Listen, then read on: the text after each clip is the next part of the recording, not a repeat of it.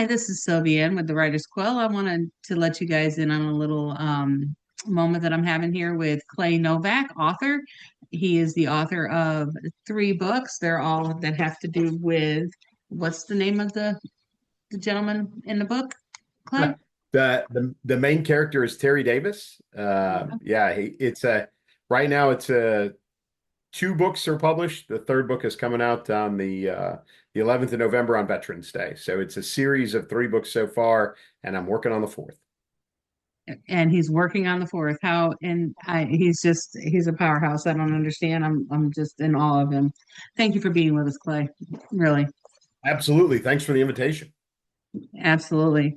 Um, I just want to ask a few questions, nothing big. I'm not gonna, delve deep into anything. Since this is these are military books, am I correct? It's about a former military person. He is. It's action fiction genre. If you like Jack Ryan, Jack Reacher, Jason Bourne style action fiction novels, this is right up your alley. All three of these books. Absolutely, absolutely. Can you give us a little bit of information about how they came to be? Yeah, so I'm a retired Army officer, and I retired in 2019. And as I was approaching retirement, I decided to not work under what we refer to as the DoD umbrella. I wanted to get no defense contracting, no Department of Defense, no nothing. I wanted to get away from all that and try something completely different. So, Mhm. a couple of mentors of mine said, hey, it's a tough transition because in the military, you're switched on 24/7, 365. There's really not a lot of Mhm. downtime. And that's physically and mentally you're switched on. So, they told me when you switch to a civilian job that you're not at that same kind of stimulus level, and they said you're going to need to find something to keep your brain stimulated as you transition out until you can kind of level yourself. And so they both used the word creative, find something creative. And I never Mhm. considered myself to be a creative person.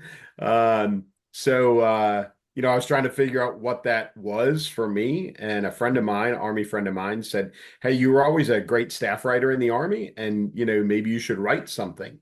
And so I'm a veteran of 5 combat tours, Iraq twice, Afghanistan 3 times, spent 24 years plus on Wow. active duty, and 27 years total service, a little bit of time in the National Guard. But, I looked at that and I said, listen, the market's flooded. Nobody wants to hear Clay Novak's war stories, and it wasn't something that I necessarily wanted to write. Right. So my best friend in the world who works in Hollywood said, "Hey, write fiction. You can Mhm. write anything you want. If you want to write about space or diseases or what, like you can write anything. There's no Exactly. rules."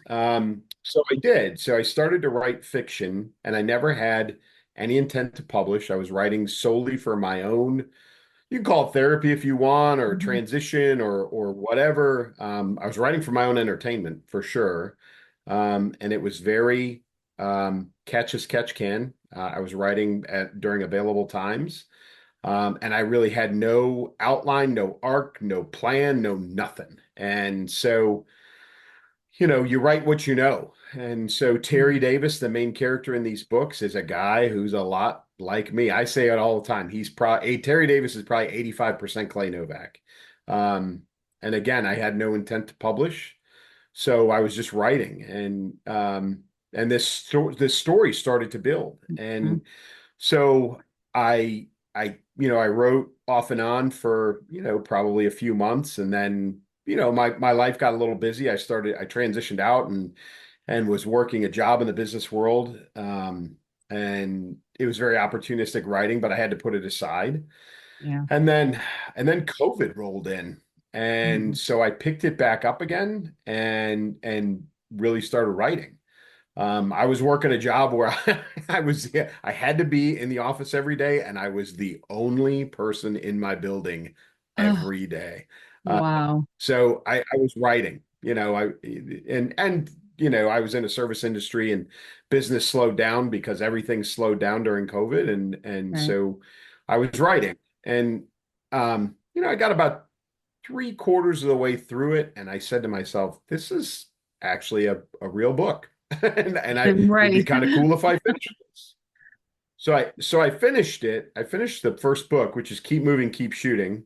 I got a copy of it right here. And Right. then I started writing right away. Like the story kept Hmm. coming. So I kept writing. And in the meantime, I handed Keep Moving, Keep Shooting to my best friend, the guy who said, hey, write fiction, and to my dad, who is a voracious reader. Um, and I let them read it. And all the while, I was writing what turned out to be the second book, which is Cross to Bear, which is the one that was released about a month ago, a little over a month ago. And then I finished Cross to Bear. And then I finished the third book, Rebellis. And so my buddy read it and he said, hey, it's a great book. And then, he left it alone. And truthfully, Keep Moving, Keep Shooting sat for an entire year. I did nothing with it, Wow. absolutely nothing, and had no desire to, no interest in it. I was writing for myself. And my Right. buddy said, he came back, he said, hey, I've kept my mouth shut for a whole year, but I work in this industry in Hollywood and I'm a writer and all like nobody writes a 300-page book and doesn't do anything with it. You have to, Right. you have to try. Right. So I found a publisher at the time, a hybrid publisher. And for those of you who write, you kind of understand. I didn't want to self-publish because I didn't have the time or the inclination. Hmm. Um, I didn't want to pick up an agent or anything like that. I really wasn't all that interested. I pursued the big publishing houses on my own, which my name's not Patterson or King, so not a lot of success there. Um, and so I found a hybrid publisher who, loved Keep Moving, Keep Shooting, and, agreed to publish it. So I did that hybrid publishing thing. I paid a fee and they did all the hard work. They did the editing and the cover design and the page layouts and all that and ISBNs and got it published. And I still had the next two books waiting.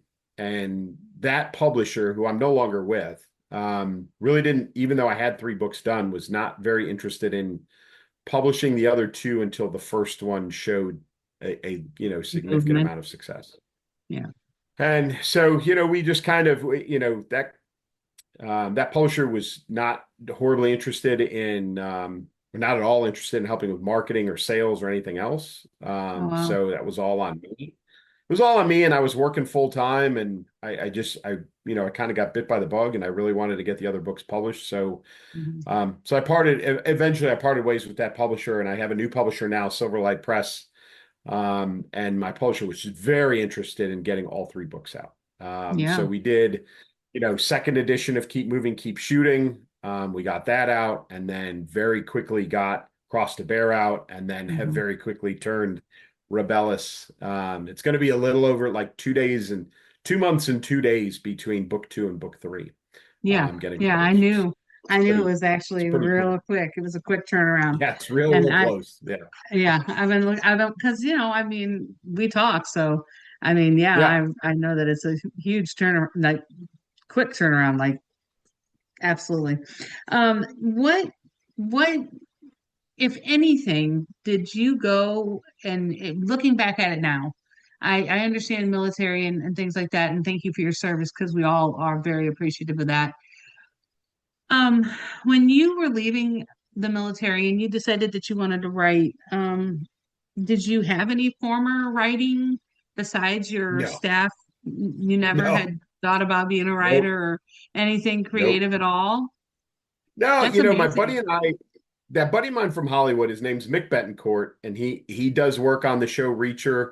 He's the showrunner and one of the producers, but he's worked Hi, a Mick. number of shows. He wrote for Mick Betancourt, I said, Mick Betancourt. He worked, yeah, he worked on Law and Order SVU for a number of oh, years wow. and Detroit 187 and a number of other shows.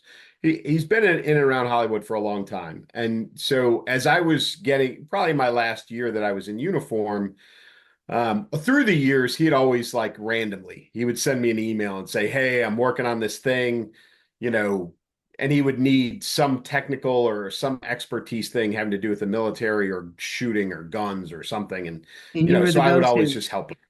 Yeah. Yeah, he's my best friend. So of course I'm going to help him out. So, near the end of my time in uniform, we put together a a pitch for a television show Ah, that never got made. But I went out to Hollywood for a week and we pitched it to a lot of the major networks. And there was a little bit of interest, but it never came to fruition. So probably the closest thing I came to was that 11-page pitch document for the show that we put together. But other than that, no formal training as a writer, as a creative writer of any wow. kind.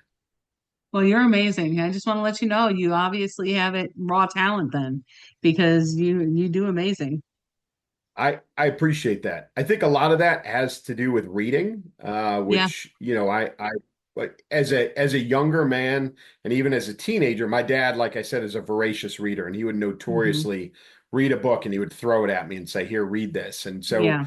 as a teenager, I was reading Clancy and I was reading W.B. Griffin and I was reading, all of that genre, and so I read a lot. On top of the things that I was reading in high school, that Right. we all read, Lord of the Flies and all of The those Giver things. and all that other good stuff. Right. And Catcher in the Rye and all And that. then So To Kill a so Mockingbird. yeah, all that. So we I think because I read so much as a young man. I think that influenced my ability to write for sure. And my writing style, not by me, but my writing style has been compared to early Clancy.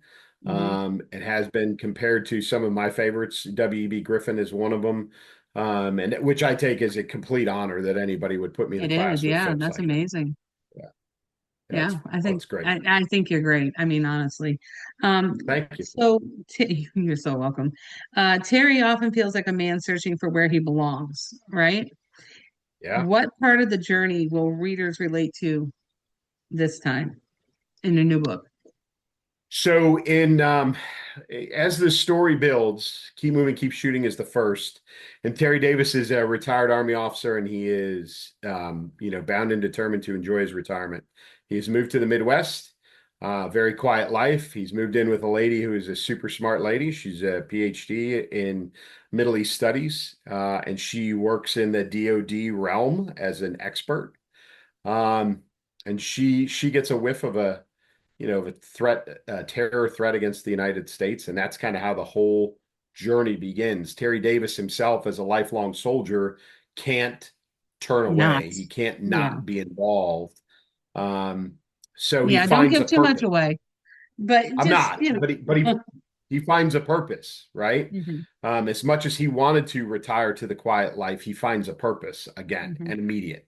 And he can't not be who he was for so many years. And so that storyline develops throughout Keep Moving, Keep Shooting. And then there comes an ending to it, or what he believes to be an ending to that. And he kind of goes back to laying low.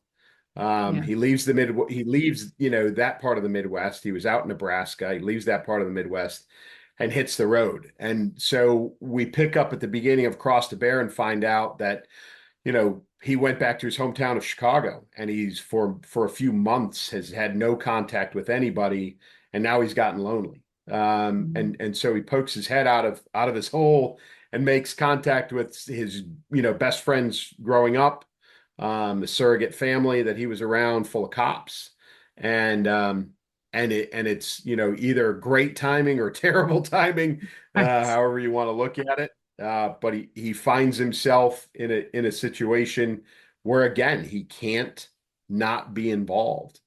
And what ends up happening is it turns out that the threat from Keep Moving, Keep Shooting is the same threat in Cross to Bear. He just happens to unfortunately fall into, the same kind of contact with them. The third book, Rebellis, picks up obviously after everything that happens in Chicago and Cross to Bear, which is a pretty grandiose story with with a very grandiose ending. And now he's healing, and so he's secluded himself once again, as he tends to do. And this time it's not an accident. It's very purposeful in Rebellis that he is pulled in at the behest of the President of the United States, to assist the nation in figuring out what this unknown, very shadowy organization is as a threat to the nation. So Mm, he comes out again, but again, it's not by choice, it's by request. So, you can kind of see the flow yeah, of this, but every time is Terry, it's I hate The Godfather 3 as most people do, but it's one of those like, every time he's out, they pull him back in kind of thing. yeah. Um, but it Just when is you think I'm, him just when you think I'm out. right. And so he wanders away and then gets drawn back in. But what we find out about Terry Davis is he is a man that needs a purpose and Yeah, operates best with a purpose. When he right. is, wandering and directionless, it's not good. But when he gets focused, he is at his He's absolute best. unstoppable. Yeah. It sounds like it. Yeah. So that's amazing. I mean, honestly, respectfully, I can't wait. I can't wait to read them. I'm gonna probably get them all three of them at a time and just sit down and binge them because Run through him. just how I do. Yeah, run straight through them just so I know I Yeah. got them all done. Um, what has writing taught you about yourself, Clay? Um, So I'm a pantser, if you know that term as a writer. I don't write an arc. I don't write an outline. I don't have a story plan. I didn't in any of these three books, and so far in book four that I'm working on right now, I don't have one either. I think and I write, and I Mm-hmm. think and I write, and the things that I do is I use pieces and parts of my life, people that I know, people and events that either happen to me or somebody I know, and I modify them and I bring them into the Right. story and I make them part of it. And so what it's taught me is one of the things that I needed out of writing, which was I needed to keep my brain stimulated and I needed to keep, that level of engagement, but also that it's that resourcefulness. Mm-hmm. I have a lifetime of material. Yeah. I Right. mean, I spent 27 years, in uniform, 5 combat tours and 40 months total in combat, but just Mm. being around Wow. people, in uniform and all of the reading that I did along the way and all of that, personal and professional, it was I have tons and tons of material in my head that I didn't I realize understand was that. there. I realize that I understand that completely because I write linearly. I write in a linear fashion. I do not I do not have the where everybody just sits down and puts outlines down and says this is where it's going Yep. to go. No, I don't do that. If it's coming out, it's coming out in line in Yep. my head. That's the way it goes. And it doesn't Yep. matter. I can't change that. But it flows that way. So I completely respect that. Absolutely. Because I don't write with an outline either. I mean, I can tell you what every book is. I can tell you every part in my head. I have it all. And I Yep. mean, it's just because that's just how I am. And, my books are the same way. They're not they don't have to do with the military or anything like that, but they have to do with like the shadows and the things like that. And like you can still be redeemed and you can still have a redemption and you can still be a good human. You make a choice. You have choices. So that's where Sure. mine come from. So I'm just not I just don't have the military background that you do, you know, all that time. Um, so what advice would you give the aspiring authors? I would tell people, one, start writing. There's a lot of people who can't get past that first, what do I want to write about? Oh, I Hmm. care, thinking of care, whatever. I don't care. Start writing. Start writing anything. And Right. you get in the habit of writing. But with that, write what you know. Again, that's Yeah. what it's easy. I don't have to do research like for what I Right. write about. I don't have to do any very, very little research. Mm. So if you start out, and that's not where you have to end up. It's where I'm comfortable and that's where I continue to write. But you don't have to end there. But if you start writing, just start writing and write what you know, then you can explore other things. You can take that and go in any direction that you want with it. But you have to, put fingers to keyboard or pen to paper or whatever it is. You have to take that first step and actually write. And I think it's easier to write what you know, just to get yourself started. But you got to Ex- start. Yeah, exactly. It doesn't even matter if it makes sense at first. You just have to No, start, because correct. that's Yep. really where it is.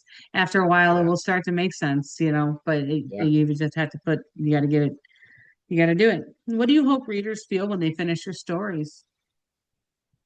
Um, what every writer wants, and that is, when's the next one coming? That's what I want everybody.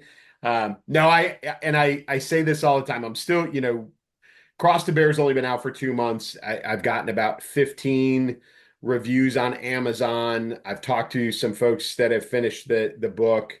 Mhm. Reviews are great so far, which is awesome. But Keep Moving, Keep Shooting's been out for a couple of years in the first edition, second edition, and I have a much better feel for the reader response. And I will Mhm. tell you, there are four things that I habitually got from Keep Moving, Keep Shooting. One, super fast read. People always tell me they got through it very, very quickly. Mhm. Two, I never saw the ending coming, which I absolutely love. If you can surprise the reader, that's always a great feeling for me. Um, Mhm. and then people would say, when are they making it, putting it on screen? When is somebody Right. picking this up and putting it on screen? Because I guess my style of writing, how I write people, it's very clear in their head. They can see it. It's very Cinematic. visual. It's cinematic. So people always want to know, when's it going to be either a movie or a series or something like that. Mhm. And then the last one is, when's the next one coming out? Wow. Which Keep Moving, Keep Shooting's been out for a couple of years, and again, with trials and tribulations with the first publisher moving to a second publisher and Mhm. all of that, I took a beating from some people who were like, "We want the second one." Right. I had people who literally offered to pay me, money for an unedited manuscript of Cross the Bear. Before it was ever published, because they just wanted the sequel to Keep Moving, Keep Shooting. They wanted to know Yeah. what happened next to Terry Davis. So I'm starting to get some of those same responses from Cross the Bear. People Mhm. can't wait for Rebellis to come out, because I left them wanting more at the end. So yeah, Well, that's great because they don't have to wait long. That one's right around the that's corner. yeah, That's a yeah. beautiful thing. All right. So, what about looking ahead? If your younger self could see you now, what do you think he'd say? He'd be shocked. I think my younger self would be shocked that I'm um, not that I've written. I don't think that would shock probably younger me. The fact that I am in the midst of publishing a third book, I think would shock younger me. It shocks older me, to be honest.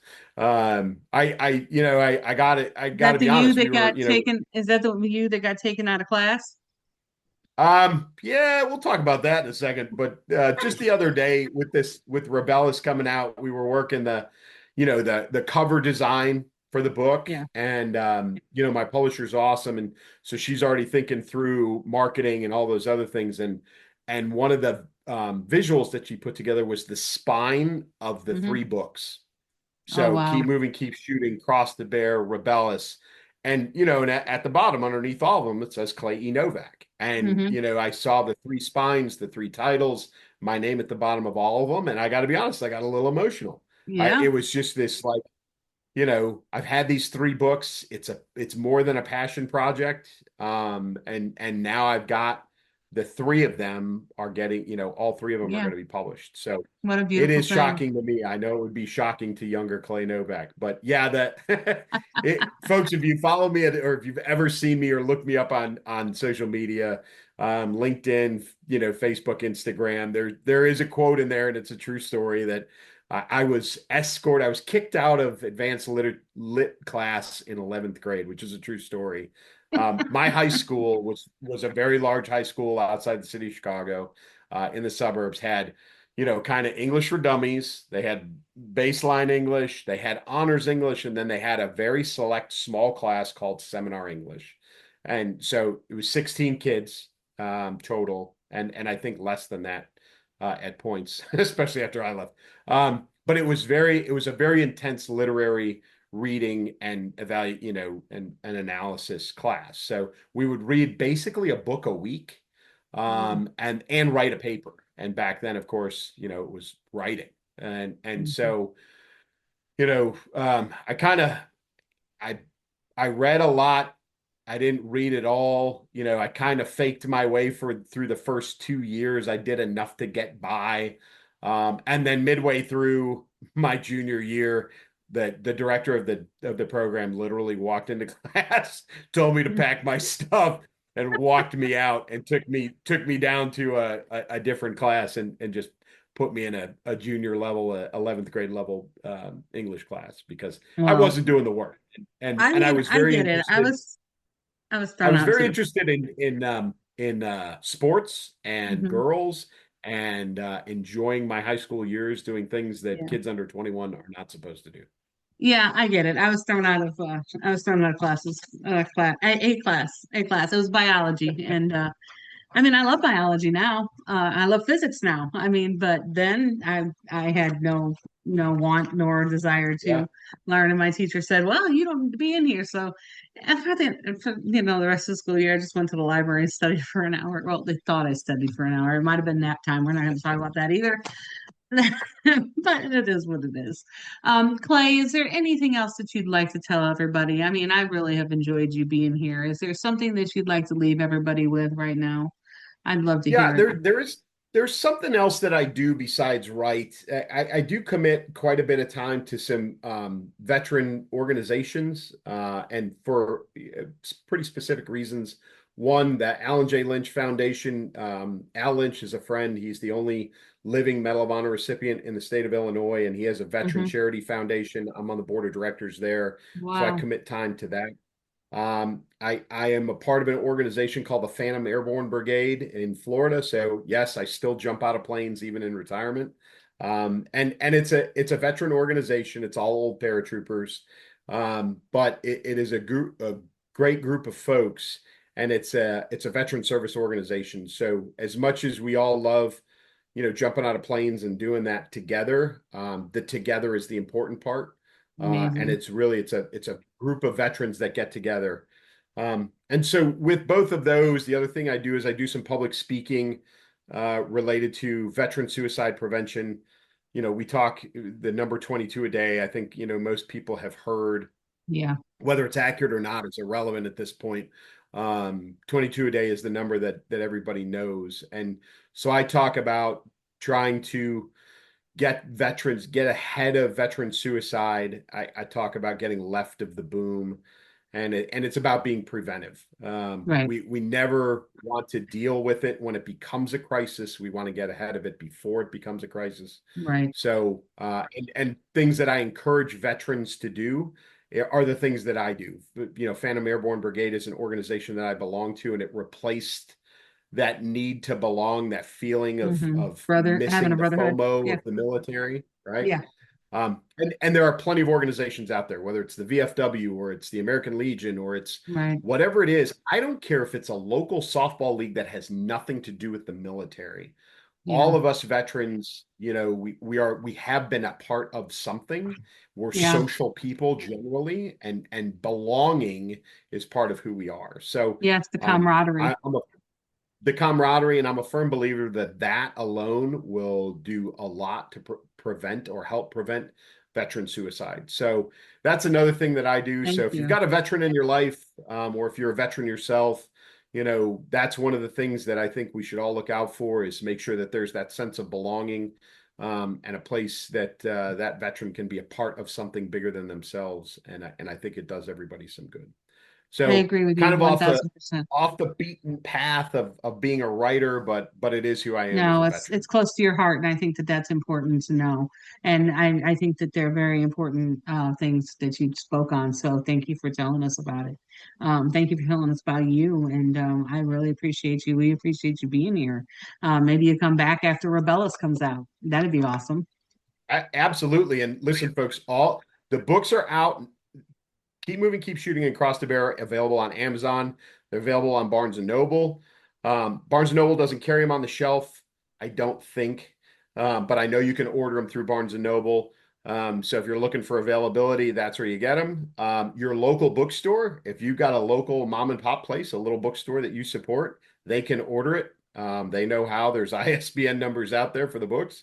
But lastly, support your local library and support me and other writers by, if you've got a favorite book, go to the library and ask them to get it and put it on the shelf. Exactly. And that's, that I think it benefits everybody. So, and Yeah. you can find me across social media. Like I said, LinkedIn, I operate on there a lot, Clay Novak, C Novak author on X and Instagram. And then you can find me, Clay Novak, on Facebook.